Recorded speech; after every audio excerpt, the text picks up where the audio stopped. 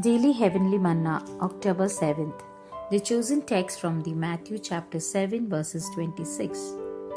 Everyone that heareth these sayings of mine, and doeth them not, shall be likened unto a foolish man, which built his house upon the sand. Explanation. The hopes built upon the Lord's promises and unaccompanied by works are hopes built upon the sand. It is only a question of time until the great testing time shall come, and such hopes will be shown to be worse than useless.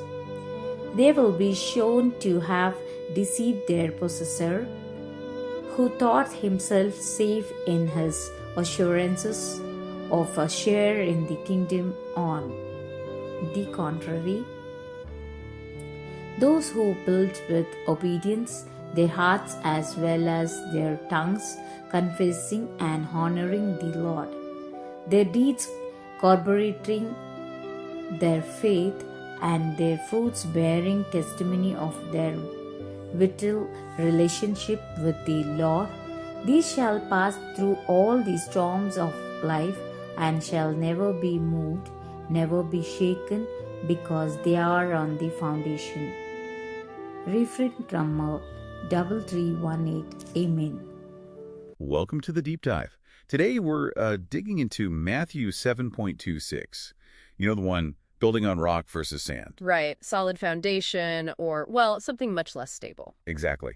And our mission really is to pull out what practically separates just hearing these things from actually doing them. And that's the core issue for you, isn't it? When you hear a promise, what makes that hope solid, like a real foundation, instead of just wishful thinking? Yeah, what keeps it from being fragile? Especially when, things get tough. What practical steps actually make it stable when the storms inevitably come? Okay, let's talk about the sand first.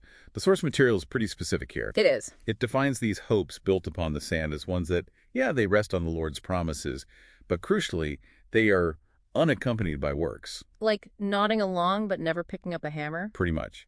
Just listening, no action. And here's where it gets, well, dangerous. The material calls this worse than useless. Worse than useless? Why worse? Well, think about it. If you know you have no shelter, maybe you'll look for some, right? Okay, yeah. But if you think you're safe, you're confident in your little sandy house, you just stay put, blissfully unaware. Until the storm hits. The great testing time, as it says. Precisely. The self-deception is what makes it so incredibly damaging. You thought you were fine. Yeah, that phrase really stands out. These hopes will be shown to have deceived their possessor. Someone who thought himself safe in his assurances of a share in the kingdom. Assurance alone just isn't enough, clearly. It turns into a very painful surprise right when stability matters most. So if sand is that misplaced confidence, that assurance without the action. But then the rock, the real foundation, has to be built differently. It's built on obedience. Active obedience? We're moving from just listening passively to doing. Yeah. Dynamically acting on what you've heard. The source gives us a kind of blueprint for this. Right. It's not vague. It lists 3 specific things needed for that solid foundation. A checklist, almost. First one, your heart and your tongue need to confess and honor the Lord. Both. So sincerity is step 1. The inside commitment has to match the outside words. You can't just say it. You have to mean it deep down. All right, what's next? Second is about proof, really. Your deeds have to back up your faith. They need to corroborate it. Corroborate, like evidence. So if you say you believe something, your actions need to show it. They need to align. If you claim honesty matters, well, are your actions honest? Makes sense. Actions speaking louder. And the third? The third one takes it even further. It's about the results of those actions.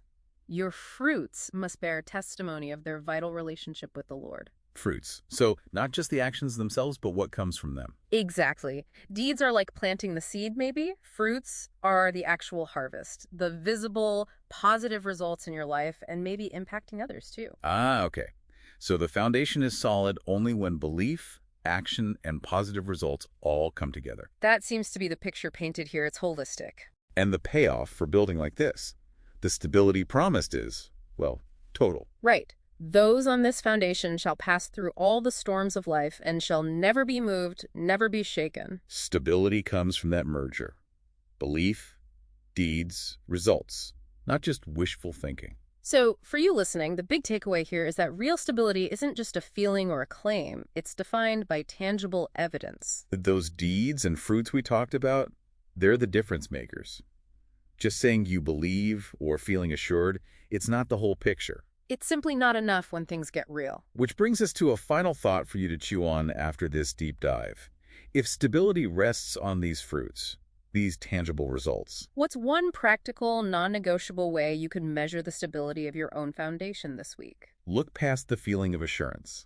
Look at the actual functional results of your actions. What do they really show? Something to think about.